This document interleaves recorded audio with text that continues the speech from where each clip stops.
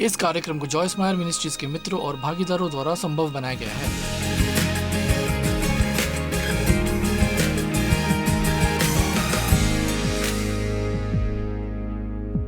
सबसे पहले मत्ती 16 में यीशु ने कहा, लोग मनुष्य के पुत्र को क्या कहते हैं? और उन्होंने कहा, कितने तो यूहन्ना बपतिस्मा देने वाला कहते हैं और कितने एलिया और कितने यिर्मयाह या भविष्यद्वक्ताओं में से कोई एक कहते हैं। उन्होंने उनसे कहा, परंतु तुम मुझे क्या कहते हो? और पतरस निश्चित रूप से तुरंत बोला, क्योंकि पतरस वास्तव में आक्रामक था, उसका व्यक्तित्व साहसी था। कुछ बार उसे परेशानी में डाला, लेकिन कम से कम वो निष्क्रिय नहीं था, कुछ ही नहीं कर रहा था। और पतरस ने उत्तर दिया, तू जीवते परमेश्वर का पुत्र मसीह है। और यीशु ने उसे उत्तर दिया और कहा, मांस और लोहू ने नहीं, परंतु मेरे पिता ने जो स्वर्ग में है, ये बात तुझ पर प्रकट की है। और मैं भी तुझसे कहता हूं, तू पतरस है, और मैं इस पत्थर पर, और पत्थर वास्तव में पतरस नहीं था। वो जिस पत्थर के बारे में बात कर रहे हैं वो पतरस का विश्वास है जो उसने प्रदान किया था। और मैं इस पत्थर पर अपनी कलीसिया बनाऊंगा और अधोलोक के फाटक उस पर प्रबल न होंगे। और मैं इस पत्थर पर अपनी कलीसिया बनाऊंगा और अधोलोक के फाटक उस पर प्रबंध न होंगे। मैं नहीं जानती कि आपने कितनी बाइबल पढ़ी है, लेकिन यदि आप चाहें तो आप इसे अंत तक छोड़ सकते हैं और आप पाएंगे कि हम जीत गए। आमीन। और इसलिए हम वास्तव में, हालांकि हम अमेरिका में चीज़ों को बदलते हुए देखने की कोशिश में अपनी भूमिका निभाना चाहते हैं और हम यथासंभव अधिक से अधिक लोगों को राज्य में आते हुए देखना चाहते हैं। मैं चाहती हूँ कि आप सुने, हमें हमारे आसपास जो कुछ भी हो रहा है उसके बारे में चिंता करने की ज़रूरत नहीं है। आपको डर में जीने की ज़रूरत नहीं है। नंबर 1, इससे आपका कोई भला नहीं होगा, इससे कुछ भी नहीं बदलेगा। और बाइबल कहती है हम जयवंत से भी बढ़कर हैं। इसका क्या मतलब है? मैं समझ सकती हूँ कि जयवंत क्या होता है, लेकिन जयवंत से बढ़कर होने का क्या मतलब है? खैर, ये मेरा अपना विचार है, लेकिन मुझे लगता है कि इसका मतलब यह है कि हमें परमेश्वर के साथ पर्याप्त अनुभव हो चुका है और हम उनके शब्दों पर विश्वास करते हैं। हम जानते हैं कि समस्या आने से पहले ही हम जीत हासिल कर चुके हैं। अब मैं चाहती हूं कि आप इसके बारे में सोचें, क्योंकि आपके जीवन में समस्या आने वाली हैं। आज हमारे सामने कई समस्याएं थी। मैं आपको इसके बारे में थोड़ी देर बाद बताऊंगी, बहुत कम दिन बचे हैं। मेरा मतलब है, आपको लगता है कि शैतान हमें अकेला छोड़ देता है क्योंकि हम ऐसा करते हुए पृथ्वी पर इधर उधर भागते हैं। नहीं, ये बहुत आसान होगा। और इसलिए आप बस अपना मन बना लें। आपके जीवन में परीक्षण और क्लेश आने वाले हैं और सभी तूफान पूर्वानुमान में नहीं हैं। आप हमेशा नहीं जानते हैं कि वे कब आ रहे हैं, और बस अपना मन बना लें, चाहे आपको कुछ भी कर गुजरना पड़े, हर कहे कर गुजरना पड़े। देखिए, कई बार लोग आपको बताना चाहते हैं कि वे क्या कर रहे हैं, और अंत में मैंने कहा, परमेश्वर की स्तुति करो, आप आगे बढ़ रहे हैं, आप कहीं बीच में नहीं फंसे हुए हैं। मैं बहुत सी चीज़ों से गुजर चुकी हूँ, लेकिन मेरी गवाही है, मैं अभी भी यहाँ हूँ। और ये एक अच्छा साक्ष्य है जब हम कठिन चीज़ों से गुजर सकते हैं और ये करते हैं। मैं अभी भी खड़ा हूँ, मैं अभी भी परमेश्वर में विश्वास करती हूँ, मैं यीशु से प्यार करती हूँ, मैं हार मानने वाली नहीं हूँ। मैं शांत रहूँगी, यहाँ मैं मसीह की प्रतीक्षा कर रही हूँ जब वो मुझे लेने के लिए वापस आएंगे। इसलिए हमें मुसीबत से डरने की ज़रूरत नहीं है, किसी को भी ये पसंद नहीं। लेकिन मैं आपको डर में न रहने के लिए प्रोत्साहित कर रही हूँ। और आप समाचार पढ़ने और सभी बकवास सुनने के बारे में जो करना चाहते हैं वो कर सकते हैं, लेकिन मैं इस पर बहुत अधिक समय बर्बाद नहीं करूँगी, क्योंकि इसमें से अधिकांश वैसे भी सच नहीं। और मेरा मतलब है, मूल रूप से वे कहते हैं यदि ये बुरी खबर नहीं है तो ये बिल्कुल ही खबर नहीं है, तो ये सब बुरी खबर है। और मैं अच्छी खबरों से जुड़े रहना पसंद करती हूँ और बुरी खबरों से दूर रहना पसंद करती हूँ। हमें दुनिया में क्या चल रहा है और जो कुछ चल रहा है उसकी मूर्खता के प्रति सचेत रहने की आवश्यकता है, लेकिन इससे कोई मदद नहीं मिलेगी अगर हम बस बैठे रहें और इसके बारे में गपशप करें और सोशल मीडिया पर जाएं और शिकायत करें। हमें प्रार्थना करनी होगी और हमें हर चुनाव में मतदान करना होगा, चाहे ये आपको अच्छा लगे या नहीं। यदि आप वोट नहीं देते तो आपको शिकायत करने का कोई अधिकार नहीं। आमीन। लेकिन हमें डरने की जरूरत नहीं है, इसलिए मैं बस यही चाहती हूँ कि आप इसे याद रखें। आपको डरने की जरूरत नहीं। तब यीशु आगे बढ़े और उन्होंने पतरस से कहा, हवा ने मेरे पन्ने उड़ा दिए हैं। पतरस, मैं तुझे स्वर्ग के राज्य की कुंजियां दूंगा। कुंजियां चीजों को लॉक और अनलॉक करती हैं। मैं तुझे स्वर्ग के राज्य के कुंजियां दूंगा और जो कुछ तू पृथ्वी पर बांधेगा वो स्वर्ग में बंधेगा और जो कुछ तू पृथ्वी पर खोलेगा वो स्वर्ग में खुलेगा। अब यह विस्तृत अनुवाद है और मुझे ये उससे कहीं अधिक अच्छा लगता है। जो कुछ भी आप पृथ्वी पर खोलेंगे वह स्वर्ग में खुलेगा। आप जानते हैं हम स्वर्ग के मालिक तो नहीं, लेकिन परमेश्वर के बच्चों के रूप में हमें परमेश्वर के साथ काम करने, स्वर्ग को धरती पर लाने का अधिकार दिया गया है। तो उन्होंने कहा कि स्वर्ग में जो चल रहा है उसके अनुसार आप बांध सकते हैं और आप खो सकते हैं। अब मैं कई वर्षों पहले चर्च गई थी। मुझे लगता है इससे पहले मुझे कभी भी एहसास नहीं हुआ था कि शैतान असली था। मेरा मतलब, बेशक मैंने चर्च में उसके बारे में थोड़ा बहुत सुना था, लेकिन मैं वास्तव में कभी नहीं जानती थी कि वो एक वास्तविक दुश्मन था, बस एक वास्तविक सच्चा दुश्मन था। और अक्सर हम समस्याओं के लिए किसी और या किसी और चीज को जिम्मेदार ठहराते हैं, पर वास्तव में इस सब के पीछे शैतान है, हर किस्से के पीछे।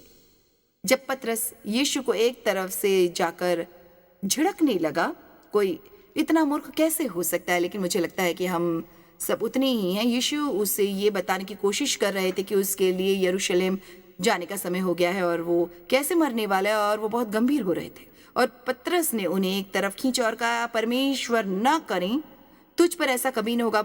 और तुरंत यीशु ने कहा, हे शैतान, मेरे सामने से दूर हो, तू मेरे लिए ठोकर का कारण है। और उन्होंने इसके बारे में नहीं सोचा, उन्होंने कोई समय बर्बाद नहीं किया। अब वो पतरस को शैतान नहीं कह रहे थे, लेकिन वो जानते थे कि शैतान पतरस के माध्यम से काम कर रहा था। और आपको जो कुछ समझना है वो ये है कि यहाँ तक कि जो लोग वास्तव में आपसे प्यार करते हैं, वे भी कई बार अनजाने में शैतान को अपने माध्यम से आपको हतोत्साहित करने की कोशिश करेंगे या आपको वो करने से रोकेंगे जो आप मानते हैं कि परमेश्वर आपसे करने के लिए कह रहे हैं। जब परमेश्वर ने मुझसे अपने वचन सिखाने के बारे में बात की, लोग हमेशा जानना चाहते हैं, आपको कैसे पता चलेगा कि कोई चीज परमेश्वर है। खैर, आप जानते हैं कि मेरे मामले में मैं बस जानती थी। आपको पता है, मैंने कोई तेज आवाज नहीं सुनी, लेकिन जब परमेश्वर आपको कुछ करने के लिए बुलाते हैं तो वो आपको इसके लिए सच्चा जुनून देते हैं और आप वास्तव में अपनी मदद नहीं कर सकते। आपको ये कहना है, आप इससे लड़ नहीं सकते। और निसंदेह ये बहुत समय पहले की बात है, लेकिन मेरा मतलब है बहुत से लोग जो मुझसे प्यार करते थे, उन्होंने मुझे हतोत्साहित करने की कोशिश की और मुझे ये बताने की कोशिश की कि मैं ऐसा नहीं कर सकती क्योंकि मैं एक महिला हूं, और मैंने परमेश्वर से नहीं सुना क्योंकि मैं एक महिला थी और महिलाएं ऐसा नहीं करती। और इसलिए एक दिन मैंने परमेश्वर से कहा, मैं ये नहीं कर सकती, मैं तो एक महिला हूं। और उन्होंने मुझे याद दिलाया कि मुझे बुलाने से पहले ही वो मेरे लिंग के बारे में जानते थे। और इसलिए मैं बस ये चाहती हूं कि आप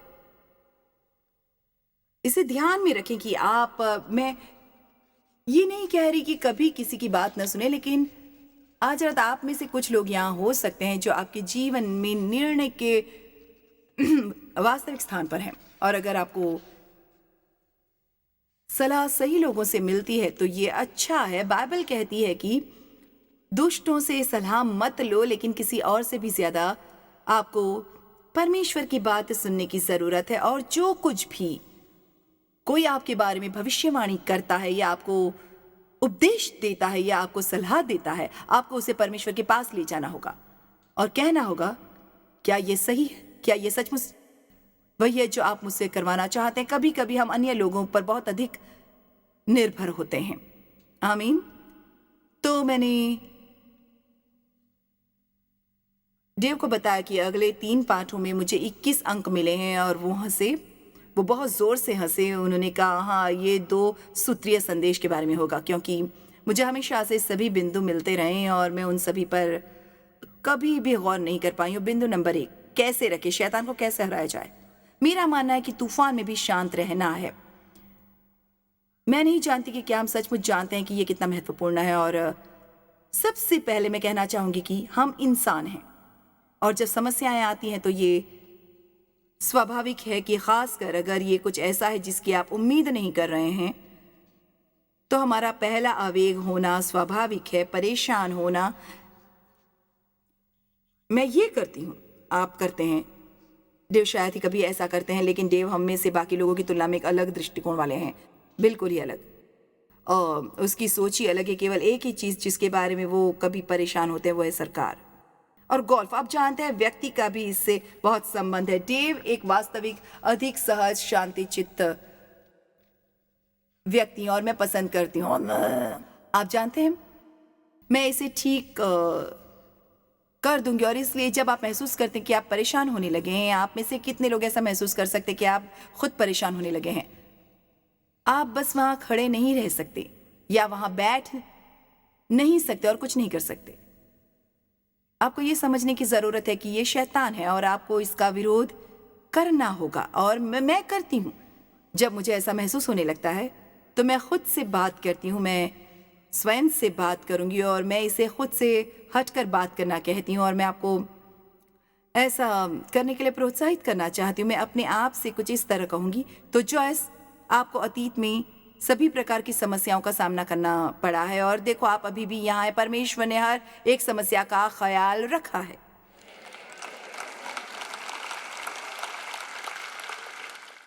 तो परमेश्वर वफादार हैं। और पिछली जीतों को याद करें। जब आपने सामने कोई चुनौती महसूस की हो तो पिछली जीतों को याद करना बहुत शक्तिशाली होता है। यदि एक कारण है कि मैं एक पत्रिका रखती हूँ, इसलिए अगर मैं उन समयों में से एक का सामना कर रही हूँ जब मैं वास्तव में कठिन समय से गुजर रही हूँ, तो मैं अपनी पिछली कुछ चीज़ों को देख सकती हूँ। लगभग 37 साल पहले मुझे स्तन कैंसर का पता चला था और मुझे एक तरफ मास्टेक्टॉमी करानी पड़ी।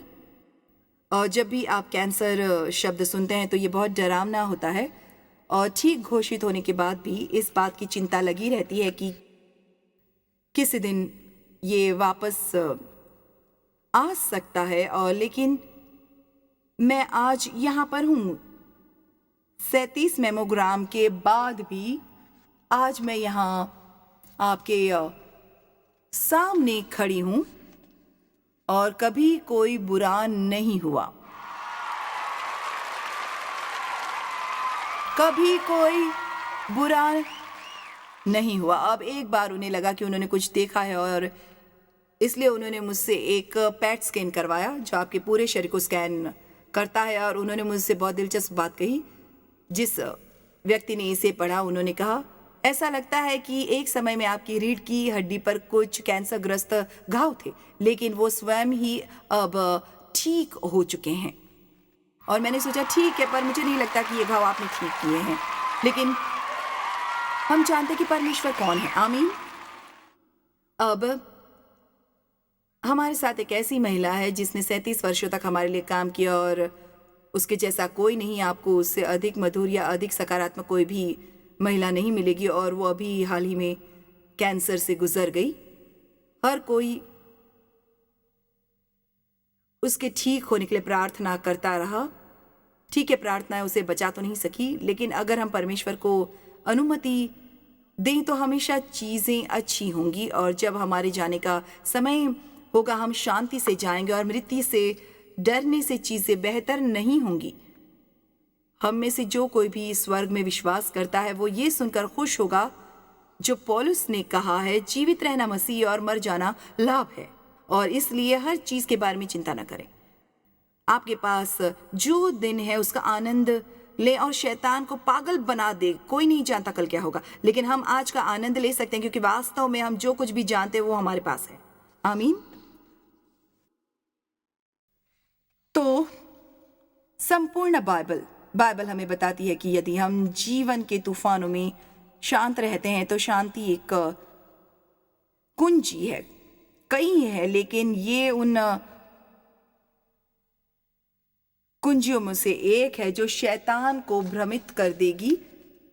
मेरा मतलब, यदि वो आपके विरुद्ध कुछ ऐसा करने की कोशिश करता है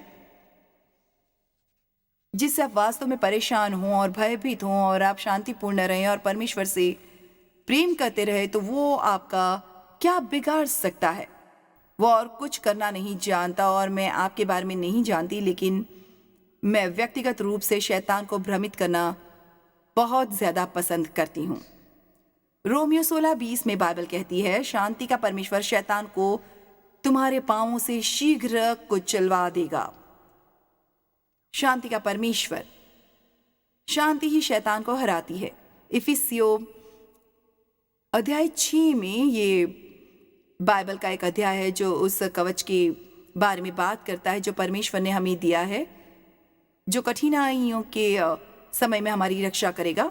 और इसमें जो कहा गया है वो मुझे बहुत पसंद है। ये कहता है, सो सत्य से अपनी कमर कसकर और धार्मिकता की झिलम पहनकर और पांवों में मेल के सुसमाचार की तैयारी के जूते पहनकर। खैर, ये शब्द पहन जब भी मैं अपनी बाइबल में देखती हूँ, मैं उसको चारों ओर पर एक घेरा बना देती हूँ, क्योंकि ये मुझे याद दिलाता है कि मेरी ओर से कुछ कार्रवाई की आवश्यकता है। आप देखिए, परमेश्वर हमें बहुत कुछ देते हैं, लेकिन हम अपना हिस्सा नहीं निभाते, पर हमें अपना हिस्सा करना तो होता है। परमेश्वर हम में से किसी के लिए भी सब कुछ नहीं करने वाले हैं। उनका एक हिस्सा है और हमारा भी एक हिस्सा है, और यदि हम अपना काम नहीं करते तो परमेश्वर भी अपना काम नहीं करेंगे। और बहुत बार जब आपके पास कोई समस्या होती है और आप परमेश्वर से पूछते हैं कि आपको क्या करना चाहिए, या आप उनसे समस्या से निपटने के लिए कहते हैं, तो परमेश्वर आपको कुछ करने को कहेंगे या कोई दरवाजे की तरफ इशारा करेंगे जो आपने अनजाने में खोल दिया हो। और हम सभी इसे अलग अलग समय पर करते हैं, और इससे पहले कि परमेश्वर समस्याओं का समाधान करें, हमें इसे सही करना होगा। कई बार जब आप बीमार होते हैं, और आप, मेरे साथ ऐसा बार बार हुआ, मैं प्रार्थना करती हूँ न केवल परमेश्वर से मुझे ठीक करने के लिए, बल्कि क्या मैं कुछ ऐसा करी हूँ जिसके कारण ऐसा हो रहा है। और कई बार ये बहुत सरल होता है। मुझे पीठ की कुछ समस्या हो रही थी और मुझे कॉर्टिसोन का एक टीका लगवाया गया। मैंने ये किया, वो किया, मैंने सब किया, और पता चला कि ये वास्तव में क्या था। मुझे ये पता चला, बस परमेश्वर मुझे दिखा रहे थे कि मेरी वो मांसपेशी को क्या कहते हैं, नहीं, जांग नहीं पीठ का ये भाग, हैमस्ट्रिंग, मेरी जांगी यहाँ पर है दोस्त। जिस तरफ मेरी पीठ में चोट लगी थी उस तरफ मेरी हैमस्ट्रिंग की मांसपेशियां बेहद कड़ी थी, और इसलिए मैं इंटरनेट पर गई, उसके लिए कुछ स्ट्रेच एक्सरसाइज ढूंढे और मैं उन्हें नियमित आधार पर कर रही हूँ, और इससे वास्तव में मुझे मदद मिली है। डेव, एक बार उसके साथ वो हुआ जिसे द यिप्ट कहते हैं, मैं नहीं जानती ये क्या है, लेकिन उन्होंने इसे द यिप्ट कहा, और वास्तव में वो अंदर से घबराए हुए और अस्थिर हो गए। पर जैसे ही उसने इसके बारे में प्रार्थना की, परमेश्वर ने उसे दिखाया कि वो बहुत अधिक कैफीन पी रहा था। आपको पता है, ये बहुत बार ऐसा होता है कि हम डॉक्टर के पास भागते हैं और इसके लिए गोली लेते हैं, उसके लिए गोली लेते हैं, और समस्या कहीं कहीं रुकती ही नहीं, क्योंकि हम कभी भी वो काम करना बंद नहीं करते जो वास्तव में समस्या का कारण बनता है। पेनी, माइक शेल्फर्ड की पत्नी, जो वर्षों से यही सामने वाली सीट पर बैठती है, उसे जबरदस्त माइग्रेन, सिरदर्द की समस्या थी। मेरा मतलब, उसने उसके लिए दवा भी ली, इसने सब कुछ किया। मेरा मतलब है, लगभग हर वक्त उसका सर दुखता रहता था, उसे हर दिन न किसी तरह का सिर दर्द होता था, और फिर ये माइग्रेन उसे बस अक्षम कर देता।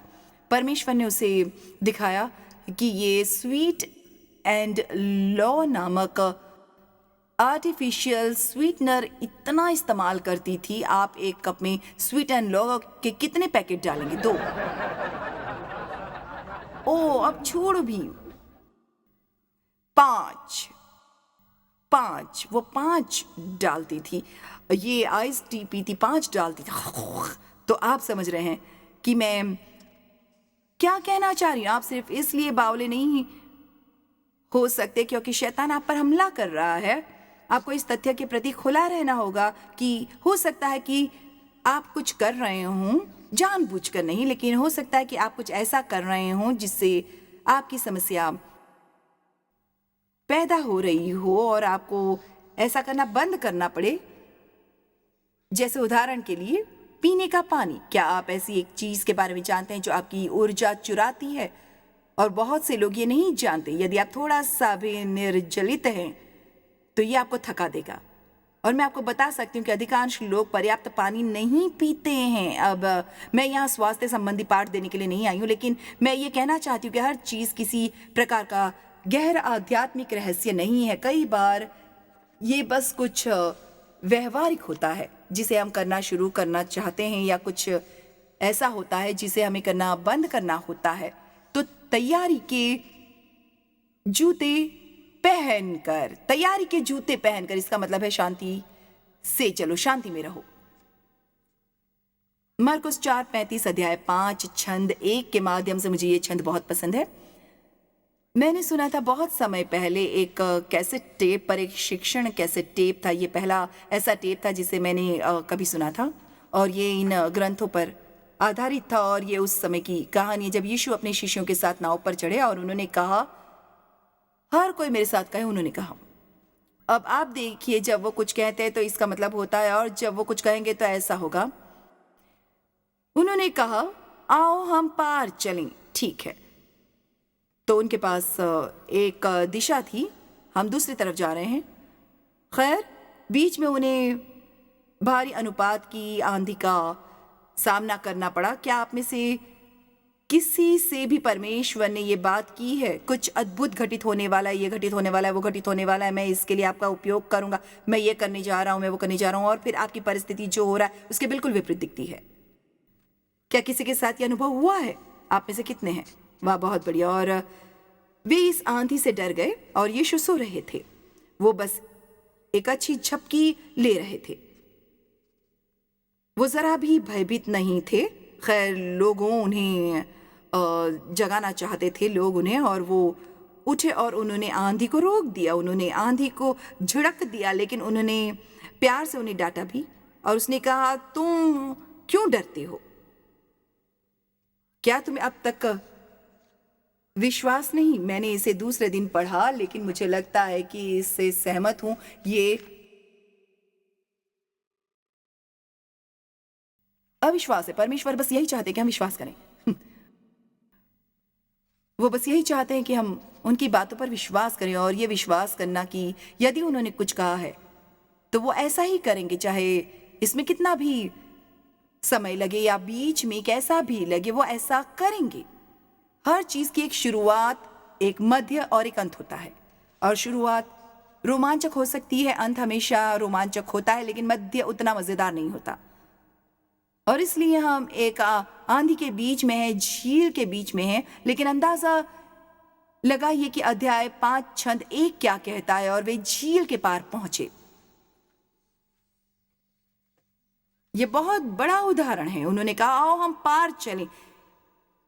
इससे पहले कि वे दूसरी तरफ पहुंचते, उनके सामने आंधी आ गई। जब आपके पास कुछ करने के लिए परमेश्वर की ओर से कोई सपना या दृष्टि हो और शैतान आपके सामने आ जाए, तो आश्चर्यचकित न हो। इससे आपको आश्चर्य क्यों होना चाहिए?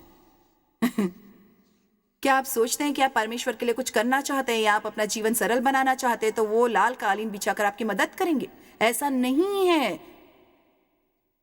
जब हम इन सम्मेलनों के लिए बाहर जाते हैं तो हमारे साथ घटित होने वाली कुछ चीजें इतनी हास्यास्पद होती हैं कि हम उस बिंदु पर पहुंच जाते हैं जहां हम इसके बारे में हंसते हैं। ये बिल्कुल वैसा ही है, ये बिल्कुल हास्यास्पद है। मैं क्रोधित और परेशान हो जाती थी, और आप जानते हैं ये बिल्कुल वैसा ही है। चिंता करना और परेशान होना एक रॉकिंग कुर्सी पर बैठने जैसा है। आमीन। तो देखते रहे आज क्या हुआ है। आमीन। हम यहाँ पहुंचे, खूबसूरत शहर, एक सुंदर रेस्टोरेंट मिला, बाहर अच्छा, तो हम बाहर बैठे, लेकिन जो भी खाने को मिला वो मुझे पसंद नहीं आया। अंततः मुझे 2 अलग अलग प्रविष्टियाँ प्राप्त हुईं। उनमें से एक मेरे लिए बहुत नमकीन था, इसलिए किसी ने कहा कि वे इसे घर ले जाएंगे और बाद में खाएंगे, और इसलिए मैंने कुछ और ऑर्डर किया। ये भी मुझे पसंद नहीं आया। खैर, मैं वास्तव में सम्मेलन शुरू करने से पहले एक अच्छा भोजन खाना चाहती हूँ, लेकिन ऐसा नहीं हुआ। फिर जिंजर, जो आमतौर पर इन सम्मेलनों में मेरी मदद करती है, उसके परिवार में एक मृत्यु हो गई थी, इसलिए वो इस सप्ताह के अंत में नहीं आ सके। और फिर मैट, जो आमतौर पर आता है और मंच पर बहुत सारा काम करता है यहाँ ऊपर और बहुत सारे विवरण एक साथ रखता है, ताकि मैं इस बारे में भ्रमित नहीं हूँ कि मैं क्या कर रही हूँ, उसका विमान रद्द हो गया, इसलिए वो कल दोपहर तक यहाँ नहीं पहुँच सकेगा। तो हमने कहा ठीक है, बस घर वापस जाओ, हमारा कुछ भी भला नहीं हो सकता। इसलिए हमने मार्ग बदला और अन्य योजनाएं बनाई। हमने 2 वाहन किराए पर लिए, 2 SUV, और उनमें से एक पर ट्रांसमिशन चालू किया। ओह! तो अब मेरा मतलब है ये है, आप जानते हैं हमने अभी तक सम्मेलन शुरू भी नहीं किया था। मेरा मतलब है हमने अभी तक कपड़े भी नहीं चेंज किए, और इसलिए हम वास्तव में पूरे साल का एक रिकॉर्ड रखते हैं, और साल के अंत में हम बैठते हैं और अब बस पढ़ते हैं। ठीक है, बाद में जब हमें 45 मिनट तक हॉल में बैठकर कर्मचारियों के आने और दरवाज़ा खोलने का इंतज़ार करना पड़ा, क्योंकि चाबियां अंदर थी और होटल के कमरे की चाबियां कभी काम नहीं करती। मुझे नहीं पता कि आपके जाने के बाद वे चाबियां के साथ क्या करते हैं, लेकिन वो काम नहीं आती। अब यहाँ कुछ ऐसा है मरकुस में जो मुझे लगता है कि महत्वपूर्ण है। मेरे पास इस पर उपदेश देने का समय नहीं है, पर छंद 35 कहता है, उसी दिन जब सांझ हुई तो उसने उनसे कहा, आओ हम पार चलें। फिर उन्होंने जो अगली बात कही वो कुछ ऐसी है जिस पर मैंने कभी प्रचार नहीं किया है, और मैं ये भी नहीं कह सकती कि किसी और ने कभी नहीं किया होगा, क्योंकि मुझे यकीन है कि किसी ने तो किया होगा, लेकिन मैंने किसी कारण से ये कभी नहीं देखा, और वे भीड़ को छोड़कर जैसा वो था। और देखो, कभी कभी, अब मेरी बात ध्यान से सुनो,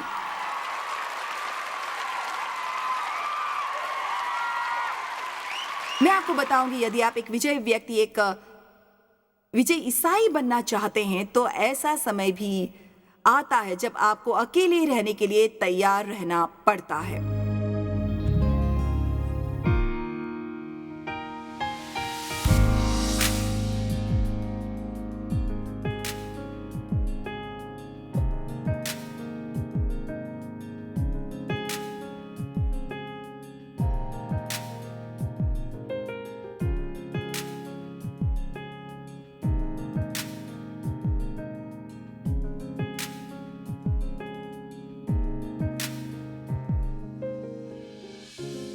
इस कार्यक्रम को जॉयस मायर मिनिस्ट्रीज के मित्रों और भागीदारों द्वारा संभव बनाया गया है।